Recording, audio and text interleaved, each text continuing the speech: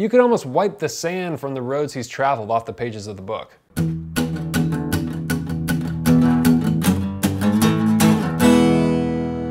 than food, man. Good afternoon, everyone. Welcome to Better Than Food Book Reviews. I'm your host, Clifford Lee Sargent. Great to see you as always. Get that coffee. Well, I got it. Today's review is sponsored by the awesome GoodwillBooks.com. They now have over 1 million items available on GoodwillBooks.com. That includes not only books, but movies, video games, and music. They have an awesome selection for very reasonable prices. I found some really great stuff on there. And you can feel good about it. Every purchase made on GoodwillBooks.com goes to provide free job services and career development support for people in the communities that they serve. Plus, the prices are low and you get free standard shipping on every order. Awesome. You may be initially surprised like I was, where it's like Goodwill has a bookstore and a website that focuses particularly on books, and it's like, yes, they do, and their online inventory is solid. I've checked it out personally, and you can find some great stuff on there. For 1 week from the release date of this video, you can get 15% off all items on their website by using the link below and using the promo code BETTERTHANFOOD. The link is below. Thanks for your consideration. Today is Saltwater by the Catalan author Josep Pla. Translated for the first time in English, ever, I believe, by Peter Bush. This was sent to me by Sarah Gale over at Archipelago Books. Thank you so much. This is a beautiful, physically, it's a beautiful book. I'm partially sponsored by Archipelago Books in that they send me free books from time to time. I enjoyed it, sort of. We'll talk about that. But really quick, if you enjoy hearing about books that you otherwise may have missed, please subscribe. And if you dig this review, hit the thumbs up. This helps spread the word about great books and get them into the hands of people who would appreciate them. So thank you. Josep Pla was a Catalan writer, journalist, and sometimes sailor who wrote about nautical topics and characters along the Costa Brava. Catalonia, right? North of Barcelona up there. Really, really beautiful area. I've only been to it once. I went to Barcelona for some time and then I got to explore it up there for like a day. But I mean, really, it was just like an hour maybe of like walking along the coast. But it's beautiful. This is the first from Pla that I've read. He was very well traveled and went all over the world. And he has an interesting style that blends genres, right? Journalism plus his own musings. But it's not just that. He kind of struck me as sort of a reserved or cautious Hemingway, although definitely not somebody who uses the iceberg technique. He writes. I'm actually of the opinion that he could probably have learned a little more from Hemingway's technique, but that's just my opinion. But this is actually about the world of the Costa Brava, specifically around the town Cadaqués. Hopefully I'm not butchering that too much. I definitely don't speak Catalan much as I would like to. And some of the unique characters and activities in marine life that make it up. And the geography. There's a lot of words dedicated to the geography of the Costa Brava, of that area, of the coves, of the water, of the rocks, of the paths, of the towns, the ports. Yeah, the weather. There's nothing idealistic in Pla's writings, right? In these stories he tells about various events or characters. It's very matter-of-fact, no-nonsense, common-sense documentation. It's very driven by a kind of pragmatism. It's almost like distinctly working class, right? With little additions of his own thought, like spices here and there, right? I mean, he's a realist, but he's also like, he's kind of self-deprecating. Like in the preface, he says that it's a succession of reflections of my insignificant but actual existence. And it cannot be placed under the rubric of triumphal, rhetorical, pompous literature. Rather, it is something day-to-day, writing that is insignificant.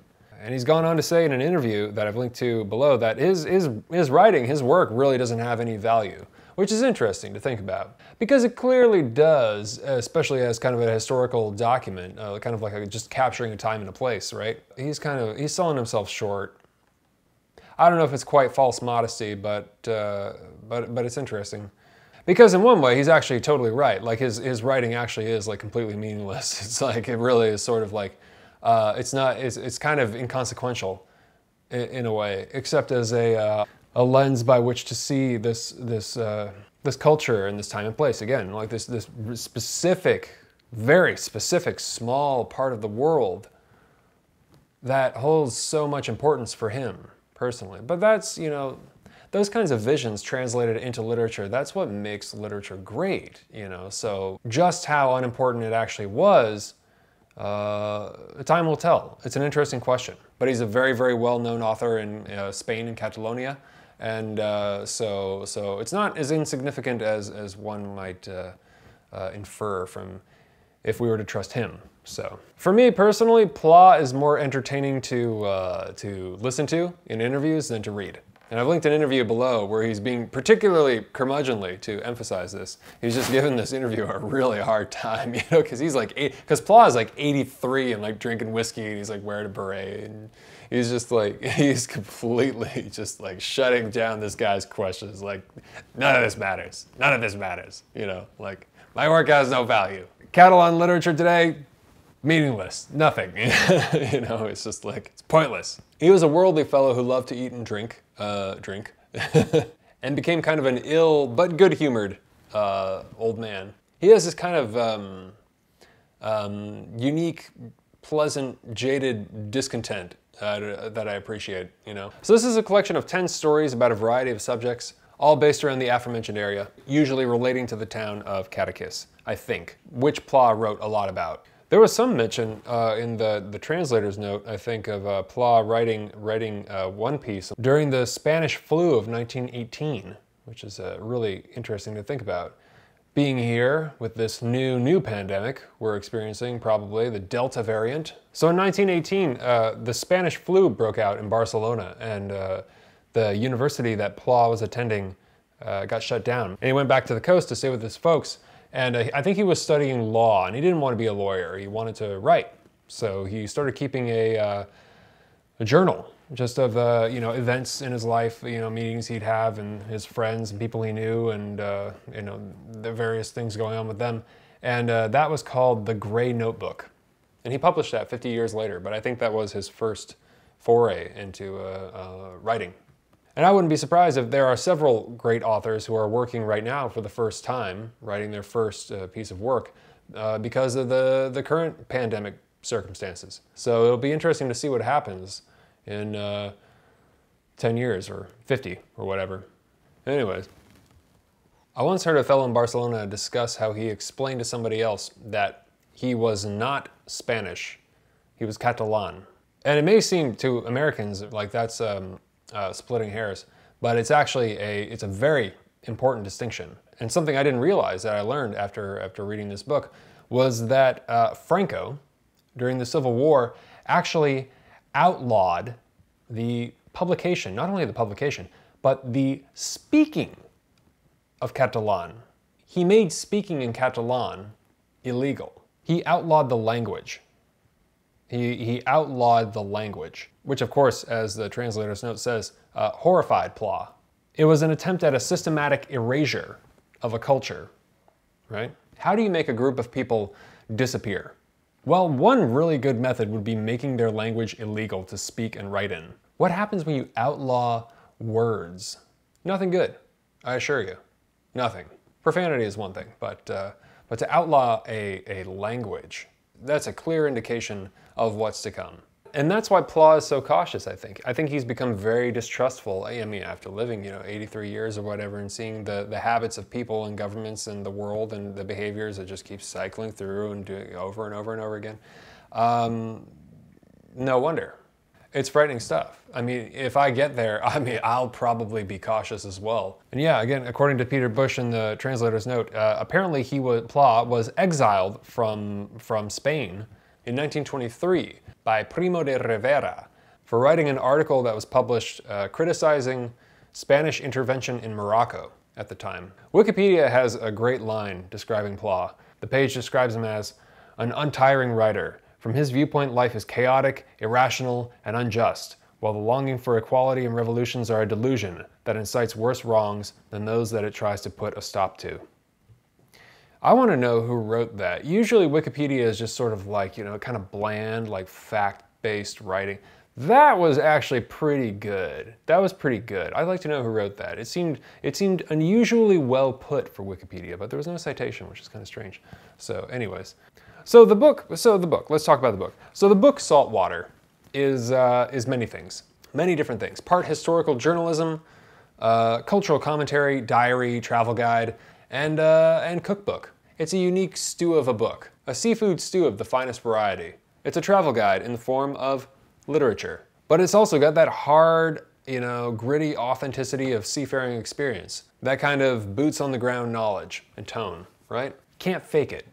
Can't fake it. You could almost wipe the sand from the roads he's traveled off the pages of the book. The book is so physical, so tactile, you expect that half the time. I believe it was commissioned by a publishing house actually at one point to write a guide to the Costa Brava. So there are tales of sailing and fishing and smuggling and shipwrecks. The word in Catalan for shipwreck is naufragi. It's a beautiful word. Naufragi. That's great. It's naufragio in Spanish. I love that. Naufragio. I speak neither, but I enjoy both. It's really a book that would be best reading while you explore the territory that it speaks about. Otherwise, it has this kind of irritating aspect like Breton's Nausea does with Paris, where you as a foreigner, you know, to these places, as an outsider, are being given the names of all these places and things that, if you've never been there, are meaningless to you. So, I mean, you can Google image these places while you're reading the book, which is fun.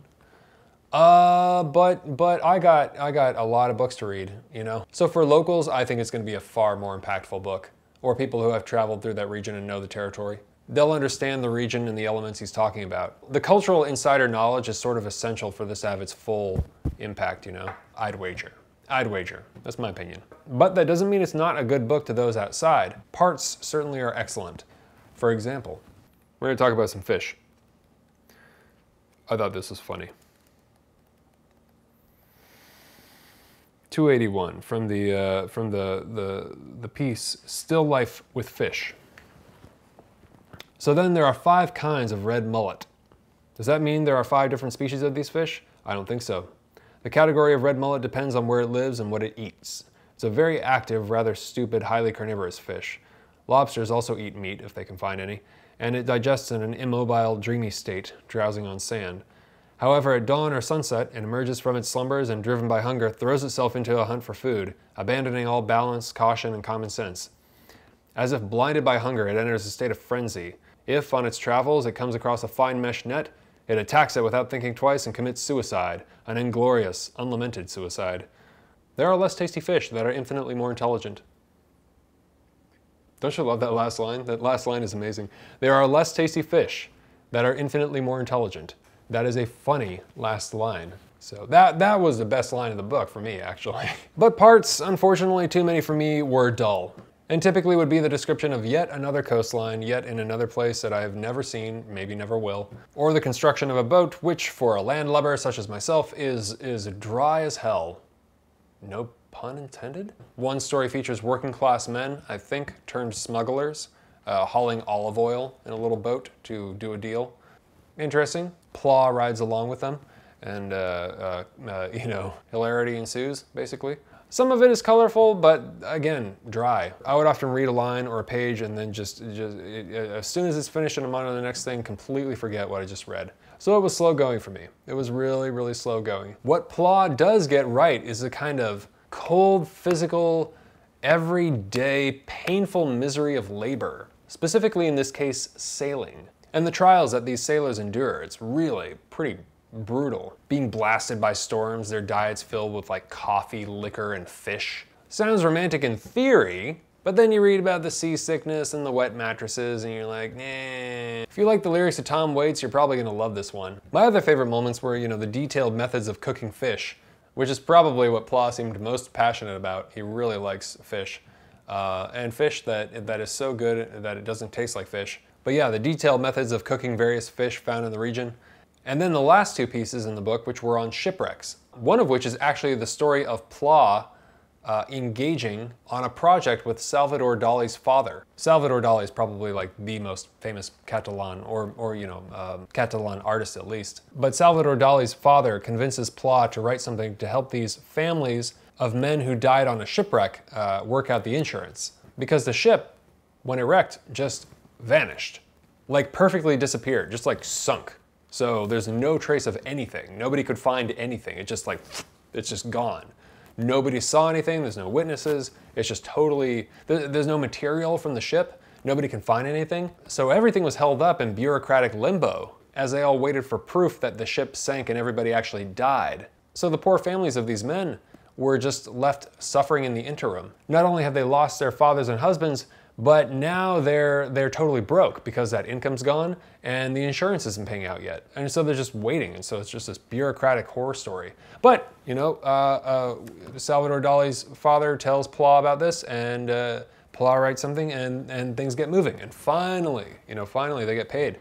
And the insurance settles. So, you know, that was cool. Shipwrecks are interesting. I grew up around a shipwreck. I mean, as in it was sort of like a destination when I was a kid. Over at Fort Stevens. It was the shipwreck of the Peter Iredale from 1906, I think. Is it Fort Stevens on the coast of Oregon? It's still there. It's still there. It's like the bare skeleton of this ship's hull. It's so cool. It's these days it's looking really quite battered. I mean, there's just nothing there, but there's still the, you know, the skeleton. When I was growing up, it was always and continues to be a striking thing to see. This grim reminder of the ocean's power. Nobody was hurt in that shipwreck, though, to the best of my knowledge. So I recommend this for those who enjoy tranquil, observational nature writing about not much, with the occasional cautiously profound statement or commentary added in. I think it's similar in some ways to J.A. Baker's The Peregrine without the violence. But yeah, at the end of the day, there's just really no edge. It's like, well, isn't this nice? And isn't this nice? And of course they love their stew, and it's the best in the world, prepared this way, which is the greatest preparation method in the world. Can't find anything better, and the sun was beautiful, and the fish were gorgeous, and the coast was glorious, and blah blah blah blah blah. There's just nothing strong to it. He's more of a strong character, like in person, like you'll see in the interview. I mean, he's way more interesting and engaging. You would never really get a sense of who the man was if you just read this book and didn't see him speak. It's weird, you know? I don't like that. Maybe there are other pieces by him that are better. Better demonstrations of who he was and what he was capable of, because he was certainly quite capable of being engaging in an interview. But with this book, oh man, it is just, there are parts that are just horrifically dry. Pla can be charming and engaging, but he's like the old man who takes your arm, and after he's given you like 3 solid anecdotes that result in laughter, he just doesn't let it go. He doesn't let your arm go. He doesn't let you leave, but he can't read your body language, indicating that what he said is sufficient, and he just keeps going. Yeah, that's what this is like. But I like him anyways, you know? Sometimes you wonder if old people are doing that on purpose. It's a charming and sometimes beautiful book that's just not saying much, and often isn't really cohesive. It's meandering and wandering. Like Pla, it seems. I mean, Pla seemed to be kind of a wanderer himself, which can be great if you're looking for that or you're in the mood. But if you're not, can just be torture. It's most interesting as a historical documentation of a time and a place. But he writes about the funereal black of sea urchins, of the fish that undulate so slowly they seem to caress the slimy skin of the lethargic seaweed, and how a deflated diving suit, left hanging on the side of a boat with its strange spherical head, is enough to make your hair stand up on end. So he's got it, right? He's really got it. He's a good writer, but it's just not enough in this one. It's weird. One terrific anecdote of a torpedoed sunken shipwreck, abandoned and then discovered off the Barcelona coastline, details how divers were brought in to recover it, and the first item of business, they thought, would be to plug the holes caused by the torpedo with cement to make it rise. Well, after pouring tons of cement into this ship that was crashed on the rocks, the cement fused with the rocks and made that whole endeavor not only very expensive, but impossible. That piece is entitled On the Rocks. So I highly recommend it if the material sounds good. And I'm very thankful that I've read a little bit of Pla and I kind of have that reference in my literary spiderweb now. But I probably wouldn't read it again, personally. Unless I was traveling specifically to stay in that area, which, I mean, I'd love to, but you know, who knows when that'll be. There are moments in here that are just really pleasant, really great, but overall, yeah, not my favorite. Not my favorite. To be into this one, you really have to appreciate Hemingway, the nautical thing, fishing. You don't have to be a fisherman, but you have to enjoy reading about their lives and their lives at sea, and what they do and what they're involved in. And also the life in the sea, like sea life. As there's so much description of fish and sea life, he's almost an amateur marine biologist. So better than food? No, not for me. But some parts are great. And if you're traveling out there to stay on the Costa Brava, maybe pick it up. You know, it might really give you an appreciation for the territory. So, yeah. All right. Coffee time. For those of you who are new, thank you very much for stopping by and watching. I take all the names of the patrons on Patreon who have donated $5 or more per video to the show, and I place their names in this mason jar. I pull out a name for every review, And whoever's name I pull out, I send them a hard copy of the book I'm reviewing, plus a bag of coffee, roasted by yours truly. And right now I'm drinking an Ethiopian that I just roasted. It's awesome, it's delicious. It's one of my favorites, I think, that I've ever roasted. Terrific. If you would like to get in on that and help support the show, thank you very much. You can click on the link in the description below. For donating $1 or more, you'll get access to the patron-only reviews, the Discord channel, and the Better Than Friday newsletter I send out every Friday, which is just a list of 5 different things I'm interested in at any given time. Could be books in the pipeline, you know, like reviews to come, clips from movies, music, articles, changes week to week. If you think we have similar taste, I think you'll enjoy that. Unfortunately, international shipping is not included. Sorry about that. Thank you very much to all the patrons and best of luck. Okay, here we go.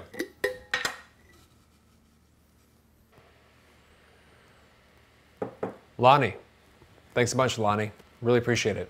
You're going to receive salt water, plus a bag of delicious coffee. Hope you enjoy. All right, please subscribe if you haven't already, and hit the thumbs up if you enjoyed this, and always remember, bring a book wherever you go. All right, take care of yourselves. Thanks for watching. Have a great night. Talk to you soon. Ciao.